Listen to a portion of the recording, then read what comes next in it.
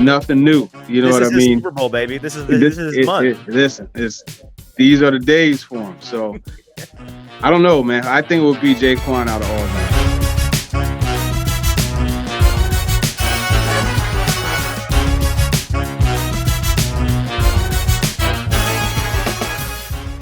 Welcome into the Hot Read Podcast for Wednesday, August the 14th. I'm your host, Easton Freeze, Director of Published Content here at BroadwaySportsMedia.com. We're also brought to you by the 440 Podcast Network. You can follow me on social media at Easton Freeze. I am joined, as always, by producer JT, who you can follow on social media at JT_Runke. JT, how are you? I'm good. Back for another week, 1 week closer to actual real live action, and we're going to get a glimpse of that this week when the Titans host the Seattle Seahawks when they come for joint practices tomorrow and Thursday. So super excited to talk about that and this last game that happened on Saturday and so much more today. And to preview all of that we have coming up this week, we have brought in friend of the show, special guest, Turron Davenport, a good friend of ours. TD, thank you for joining us. Yeah, for sure. Appreciate you guys having me, man. It's good to talk shop. We love talking with you, and this is the first show we've done in a while where we've not had a practice that day or the day before to kind of react to what had gone on. And so I was thinking the folks have heard enough of my thoughts and enough of JT thoughts. Let's get another trusted voice in here, get their opinion, get a third opinion mixed in. And there is plenty to talk about. Obviously, we'll be reacting to preseason week 1, get your thoughts on what we saw on Saturday night, and then look forward to what we are going to see at practice the next 2 days as the Titans host the Seahawks. Before we dive into all of that, if you're watching with us live today, we appreciate you being here. Do us a couple of favors. First of all, make sure you're watching on Broadway Sports Media's YouTube page. That's Broadway Sports Media on YouTube. Find this live stream there, and you can join those already in the comments. Glory Day Sports and DJ and Wyatt. Any questions, comments you might have for TD, now is your chance to throw them in there, and we will get to everything you guys have to say over there in the comments. Make sure you're liking and subscribing while you're there and following the socials at Hot Read Pod. All right, TD, I was talking to you today after we spoke to the assistant coaches this morning, and we're slowly reaching the portion of August where you're itching for the real thing. You know, this is nice. The preseason is cool. I think we're going to get a little taste of that the next 2 days as they host joint practices. Every year when we watch the joint practices, it's a little bit of a preview of the real thing. So that's exciting. But man, I don't know about you. I'm getting to the point where I am scratching my forearm waiting for the real thing to get here. Yeah, no, I apologize for the background noise. I'm at my daughter's apartment, and a crew decided to get in the pool right when I sat down to do this. But yeah, and I'm definitely with you on that. The questions of Will Levis and his mayo and coffee cologne to an offensive lineman coach is just like, come on, man. Let's roll into more football content and talk shop. So I 100% am looking forward to this week and what we have coming. So on Saturday night, we saw a very brief portion of the starters on both sides of the ball get out there. I want to start on the offensive side of the ball and get your general takeaways from the 14 or so snaps we saw from those guys. We got Levis out there. We got a number of the starting receivers. We got the entire starting offensive line. What was the number one thing that you walked away from that game thinking based on what we saw? Yeah, I like the offensive line. Just the fact, there were some pressures, of course. But, I think that 3rd and 10, Calvin Ridley throw and catch and run, I think that was a good example because if you remember 3rd and 10, there used to be a time where you're like, yeah, this probably isn't going to be a good situation, right? You go like this and say, hey, listen, I hope the young fella or old fella, whoever's under center, stays healthy because they're about to get killed, but that wasn't the case. And Levis was able to hang in there, find Ridley, and really caught it. That play, period, was probably the biggest takeaway for me. Just the time to be able to stay in there and connect with Ridley, the wherewithal really to know, okay, here's a window. Let me settle down. And then Levis get him the football, and then he catches it and gets the yards after catch. Remember, he caught it in front of the sticks. He was short of the sticks, but he was able to get those yards. So that play right there is something for Titans fans to be really excited about. When I go back and think about that game and rewatch some of it, the biggest thing for me is and again, it was such a limited sample size, but the playmaking ability that this roster has feels really refreshing. And you mentioned Ridley, and that one play was kind of demonstrative of that. You had a big Tony we know from last year is a guy that if you get him in open space, he can be electric. We even saw a Traylon Burks, and he ran over a guy, which is something we've been asking him to do ever since he got into the league. Drop his shoulder and hit somebody. Both of the kick returners had impressive punt return and impressive kick return. There's more than one guy on this team that can make a play. And it felt like a lot of the time last year, it was like you're praying for DeAndre Hopkins to make something happen. And otherwise, you don't have a whole lot of hope that somebody's going to get the ball in their hands and do something impressive. Yeah, and I think you hit it on the head. It's more than one guy who has the potential to take it 60. And we didn't even mention Tajay Spears. I know he didn't have a big play, but he brings a lot of big play ability also. And then Chig, when he decides he wants to catch and run, like he could be something too. Just look at that Chiefs game, you know what I mean, where he ran through like 70 tackles, So it is refreshing to see this group and these playmakers that Will Levis will have. As we get closer to the 53-man cutdown and people are starting to wonder who is and isn't going to make this roster, maybe the number one question I'm getting is how many receivers is this team going to keep and who's guaranteed a spot at this point? And I think it's pretty obvious that we know who the starting three guys are. We know Traylon Burks is going to have a spot on this roster. I think it's pretty fair to assume that Nick Westbrook-Akina is going to have a spot on this roster. That really leaves maybe a spot left. We heard Brian Callahan kind of hint on Sunday that they're going to keep 5 or 6 guys up and active. So I don't think this is going to be a 7 wide receiver roster when they cut down. Do you think it's really going to just come down to who wins the returner role? Is it as simple as that? In essence, I think so, because they're cross-training everybody, right? And there are going to be times where Ridley's in the slot, but when they have their top 3, and they rotate in, Burks will rotate into the slot, right? You got Westbrook-Akina playing the slot too. Whoever out of that group of, I call them the Smurfs, right? Jaquan Jackson, right. Kyle Phillips, and Mason Kinsey, Kearis Jackson, whoever out of that group emerges, they're going to be that quicker, shifty slot guy that's a change of pace. So I do think it's going to come down to who does the best in the return game, because I don't think they're going to need much out of whoever it is as a slot receiver. Their contribution is going to be as a returner. And I tell you what, seeing what we saw, it's going to be pretty exciting whoever gets back there. So if I ask you today who you're going to which horse you're going to the window to bet on, who do you think it is? I got to say Jaquan Jackson, I think. And I'm going off of what they would probably perceive to be potential. Mm-hmm. Out of those guys, I think Mason Kinsey's having the best camp, Agreed. But Mason Kinsey has a good camp every year. Like, this is nothing new. You know what I mean? Super Bowl, baby. This is his month. These are the days for him. So I don't know, man. I think it would be Jaquan out of all of them. I'm pretty confident it's either Jaquan or Kearis. Whichever of the two of them doesn't end up on the roster, I'm going to feel bad for, because I think they're both rosterable players. And I think Kearis has acquitted himself really well. He's a guy that we've kind of gone. I feel like most of the media has gone most of this camp not really talking about him because he's been running with the threes. And I heard you mention on some show a couple of days ago about how like Kearis looks good, but he's the best guy amongst the threes. And so like, what do you make of that? I'd love to see him get to play with the twos, get to play with the ones. And maybe this week in the preseason game, we'll get to see him play against some better competition, because I think he's a talented player.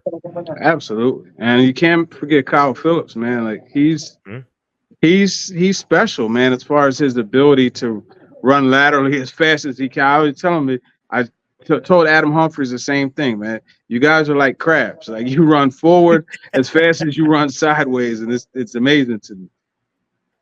So going to the defensive side of the ball, I had more questions and takeaways from this game on defense than on offense. I was texting you after the game about how that first drive, the first 2 drives where you had some of the starters in there, kind of funky, kind of the antithesis of what we were expecting, like what we are hearing about how this defense is going to operate this year, what we're seeing in the non-filmable portion practice out there. Very aggressive, downhill, playing press man. And they get out there on Saturday night, and it was a lot of soft zone coverage. Yeah. To me, I went and rewatched it, and I was less discouraged by it simply because I kind of feel like it was preseason funkiness. Was that your takeaway as well? Yeah, yeah. When you go back and rewatch with the eyes and understanding of, okay, what we saw up until that point is different than what we're seeing now. You could put it in perspective. But I mean, first play of the game, Kenneth Murray Jr., they sent him in there. Yep. He went and he got a hit, forced a quick throw. Even though it was still 2nd and 10, that's a good play. You know what I mean? So you did have those. I don't think he was as aggressive overall with that first group. Then you got to remember, no Jeffrey Simmons out there, no Harold Landry, no L'Jarius Sneed, no Chidobe Awuzie. Quandre Diggs would probably end up being a starter. He wasn't there. There's a lot that was missing. Of course, there was a lot that was missing on the other side too. Right. On the back end, and I guess I could have come to this conclusion before the game.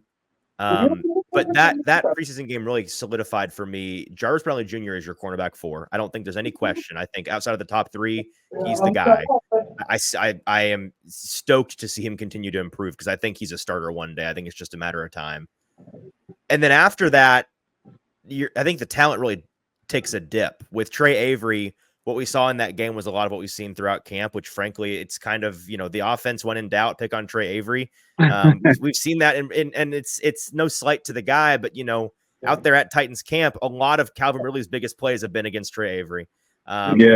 We saw them kind of pick on him. The Niners did in that game. So I wasn't surprised at what we saw, but I just, he's not a guy you want out there on Sundays. And then with Gabe Jeudy-Lally, man, I think you saw some of the roughness. I think you saw a guy that was still kind of struggling to be comfortable in a scheme, especially in zone. He looked a little bit lost. I guess I'm not super surprised by his performance, but a little bit disappointed there. I think you're right on with Jarvis Brownlee Jr. You guys are at the Senior Bowl. You saw it. So this isn't a surprise to you guys. And I love the way he's playing on the outside. You look at that deep pass. I forget who the receiver was, but, he was beat a little bit. He didn't panic. Very veteran move.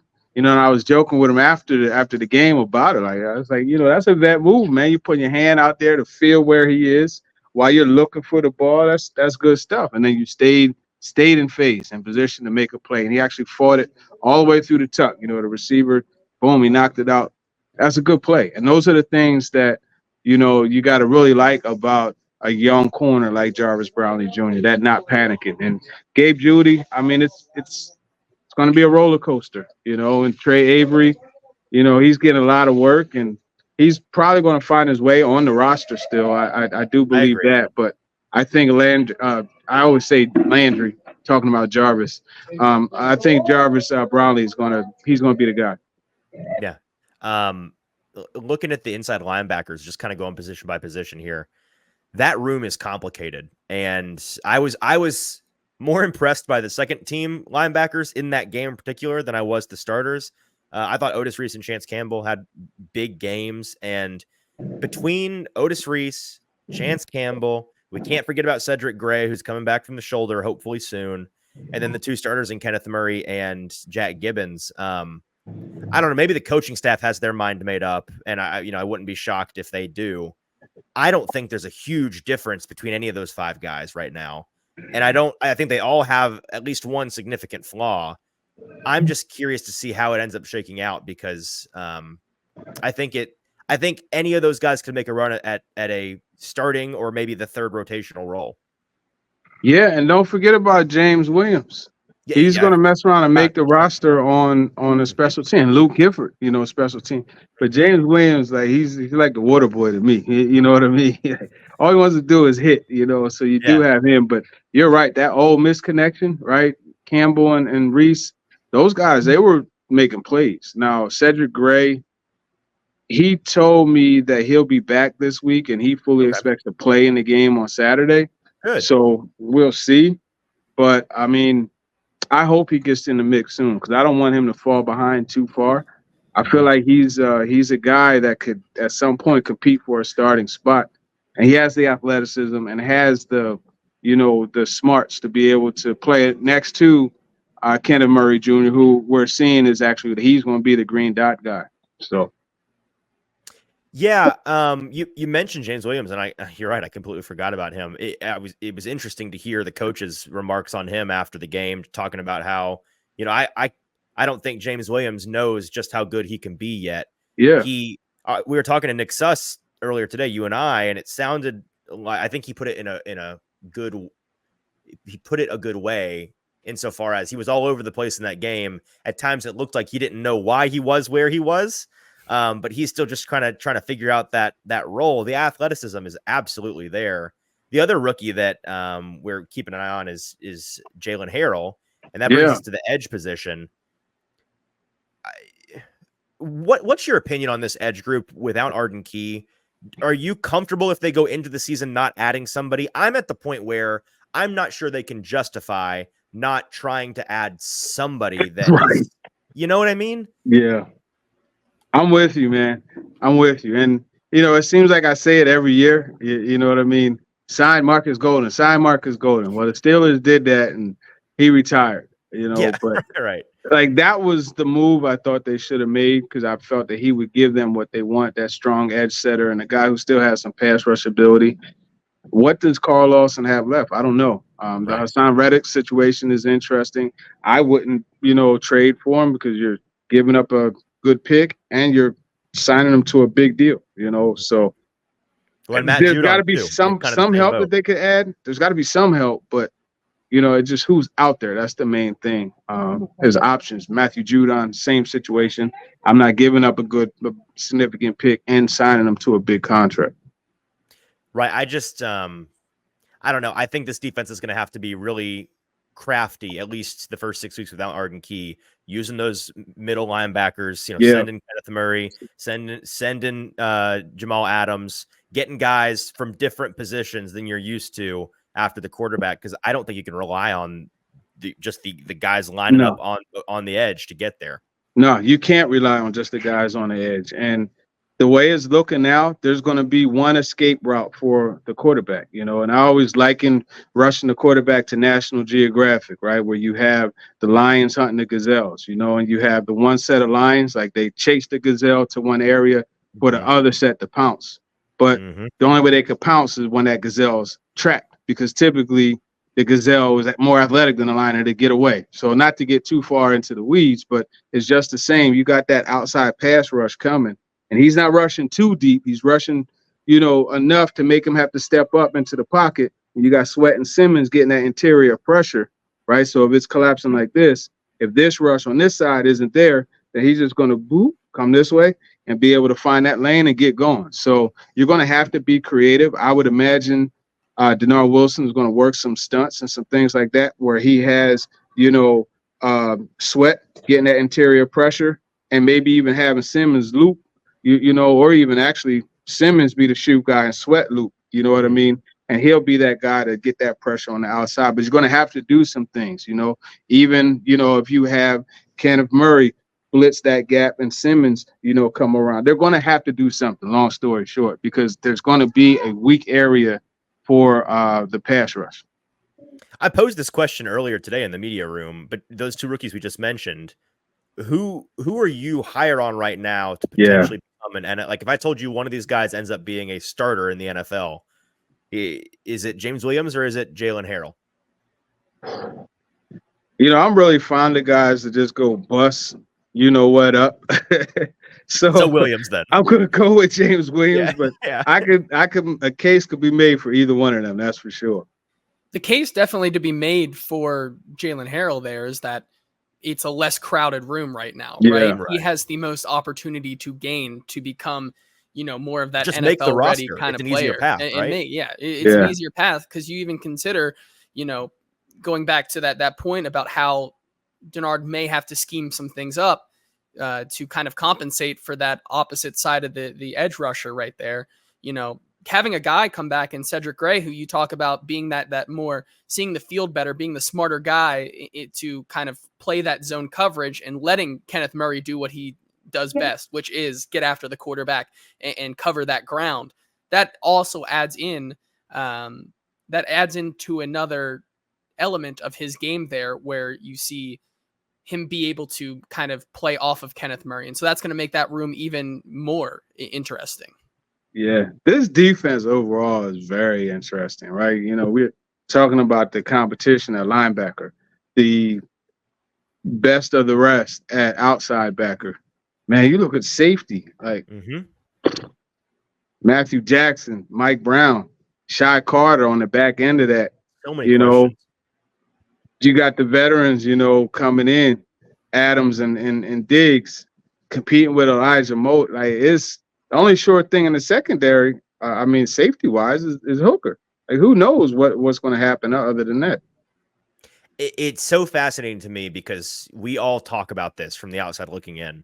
And like you said, it's all questions. It's all uncertainty. And yet we get in there. All three of us will sit and listen to Denard Wilson talk.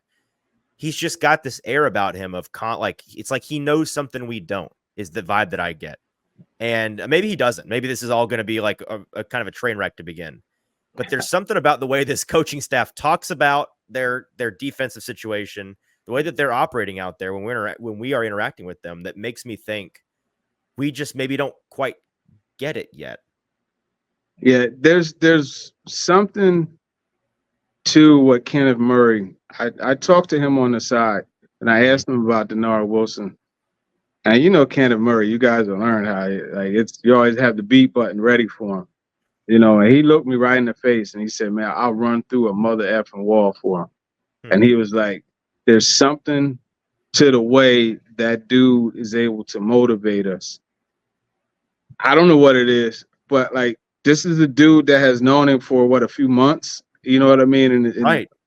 Is speaking with that type of conviction about him, and it's not like it's in a press conference where there's a bunch of show. I didn't have the video up. You know what I mean? Like, this is a conversation. He meant that. You know what I mean? So that just in itself, we'll see what happens. But when you have guys speaking like that of someone else, I think that holds a lot of weight. Well, and I think the reassuring thing there is, even if things are rocky, I don't think there's no part of me that wonders if there's going to be a loss of conviction, folks not being on the same page defensively, starting to point the finger. Yeah. I think he runs a tight ship in that regard. Yeah. He got that black Air Force One's energy, man. Right. That's right. Well, looking forward to the next couple of days. I have people ask me, what is it about joint practices that is so beneficial? Because everybody, from media to coaches to players, everyone talks about how you love joint practices. They're the best of training camp. Yeah. And for us, I think in the media, it allows us to deconstruct the chicken or egg narrative where we're watching Titans on Titans for weeks on end. And we have to try to make a determination whether or not an impressive play is because one side of the ball is good or if the other side of the ball is bad. And like the ultimate example of that was last year when all of us were talking to Arden Key coming off the field every day of August. How many sacks today, Arden? No, it was an 8-sack day. Wow, this defensive front's going to be awesome. Turns out the offensive line just blows. They stink. The offensive front or the defensive front is just kind of average. There's a number of elements like that to this team where we've seen, for example, Tavondre Sweat just crushing guys in one-on-ones. Well, how much of that is Tavondre Sweat is just fantastic, and how much of it is some of these offensive linemen maybe are questionable. We see the position battle between the wide receivers and the cornerbacks. I just am most excited to see that kind of deconstructed.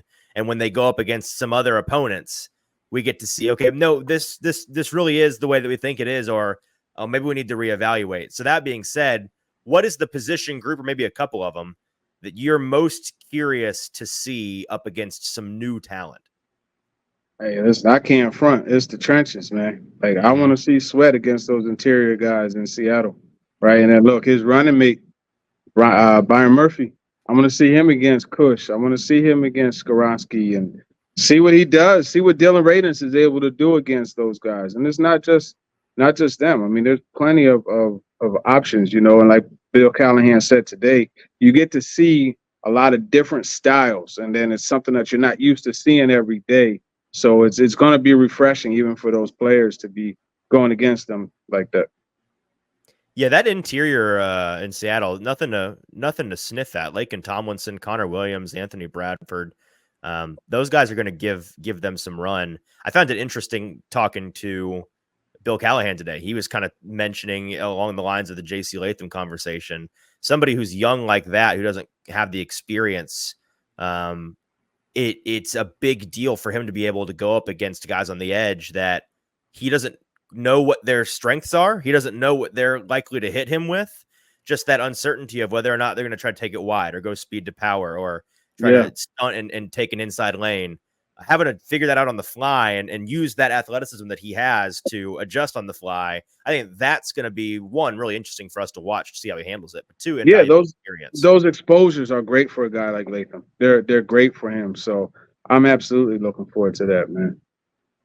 I think the box office thing when it comes to what from the three of us is going to do the best on social media, man, it's going to be it's the one-on-ones. Those wide receiver DB battles are going to be awesome, and I'm hoping we've got as many healthy guys in there as possible, because on the Seattle side, DK and Tyler Lockett and JSN, those three are going to give. We'll see if L'Jarius Sneed gets any run this week. Cheeto is still injured, but you'll see Roger McCreary out there. You'll see Charles Jr. out there. Those are going to be box office, man. I'm looking forward to that. I totally forgot about JSN. Yeah.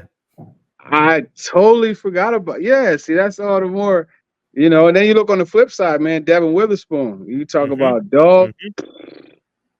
I'm looking forward to it, man. It's going to be lots of fun. Let's see how many balls Mason Kinsey spins this week, man. I'm going to guess it's not as many. I'm going to go out on a limb. I don't know, man. Mason, he has a way of shining in those one-on-one. Kyle Phillips too, man. That's right. It's there's also a handful of guys that are, you mentioned JSN was many Titans fans' favorite. Like they were wanting him to be the pick in Tennessee. So it's going to be interesting to see how he looks in comparison to the team. I forgot about Jerome Baker, who many people wanted to, bring in here and be a linebacker option, and he's over there now. Everybody's going to. I forgot about Tariq Woolen as well. He's a fantastic young corner. Oh yeah, long, strong, and super fast, man. Yeah, we're in for a treat. We're in for a treat. JT, you got anything? I think I'm all out of questions here. I think we're ready to wrap up unless you got a question.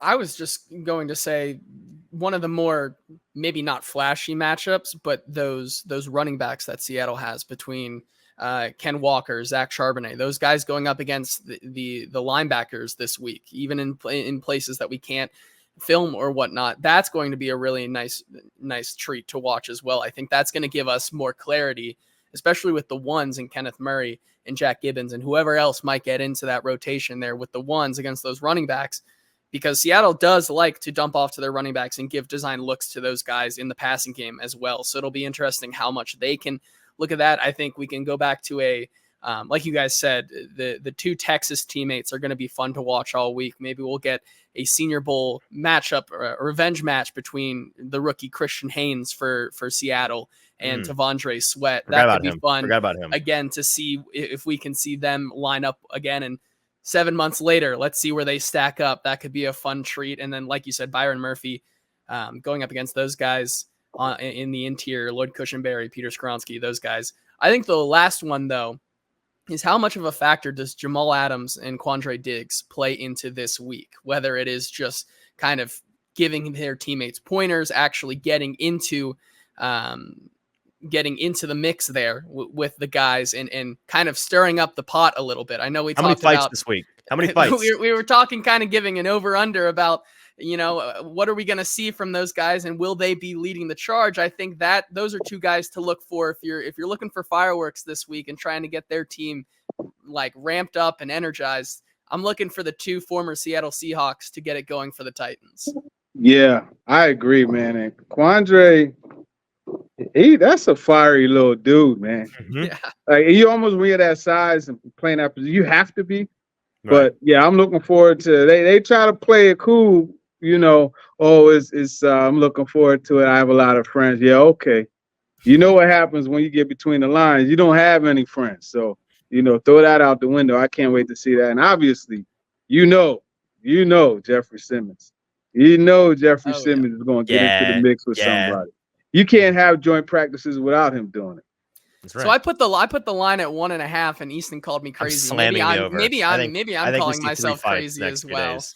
Yeah, because you know they've been fighting each other. So. Yeah, That's right. I think the over under's got to go up a little bit. Yeah, I say 2.5, and I'll take the over still. The only way we're not getting a lot of fights is, I don't know if y'all saw up in New England, they're having joint practices this week, and the head coach up there instituted a rule that any starters that get into a fight are going to have to play the entire preseason game, and any backups that get into a fight aren't allowed to play in the preseason game. Oh, wow. That's a good rule. I mean, that's going to keep guys from fighting. I guarantee you that. Okay, but, Gerard Mayo, that's wise. I like that. It is wise. I think that will keep guys from fighting, but unless that's something that's instituted here, I think we'll see a handful of fights. But it's all in the good nature of a joint practice. I think we're good here. TD, we appreciate just talking. It's kind of turned into just a naming guys session here at the end, which is all fun right. this time of year. It's fun. A couple of things before we go. We'll be back on Thursday. If folks haven't seen, we've got another giveaway. We've got a club seat with your name on it. If you would like to join JT and I watching the Thursday night, the second football game of the preseason for the Titans this Saturday night against the Seahawks, all you got to do is submit a picture proving that you have subscribed to Broadway Sports Media on YouTube, and then you follow us at Hot Read Pod on either TikTok or on Instagram. Follow us on socials, follow us on YouTube, and you could join us in the club section for free this Saturday night. The drawing will be on Thursday, our live show at 4 p.m. So you have until then to get your submissions in. Just DM us or email us, and we will throw you in that drawing. Until then, TD, thank you for your time. We appreciate you. We'll see you out there tomorrow. For producer JT, I'm your host, Easton Freeze. It's been the Hot Read Podcast.